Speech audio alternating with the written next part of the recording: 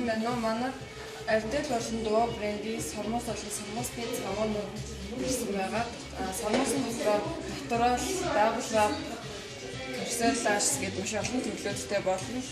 Мультипак буюу дотроо хэмнэлттэй олон ширхэгтэй сормооснууд байгаа. Бараг 40-50% хэмдэрсэн гэж болно. Сормоосын дотроо бас цавуутай цавуугүй гэж байгаа.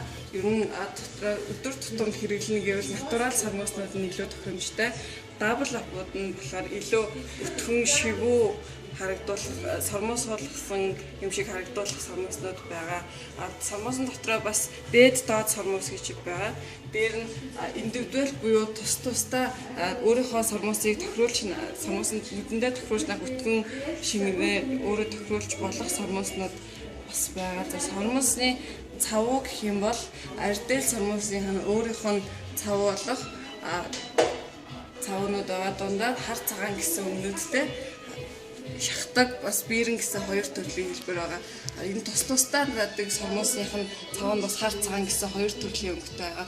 Дува брендийн сормоос цавуунууд ч гэсэн мөн адил өнгөө дээрээ ялгаатай болон бас биертэй шахдаг гэж хоёр төрөл байгаа.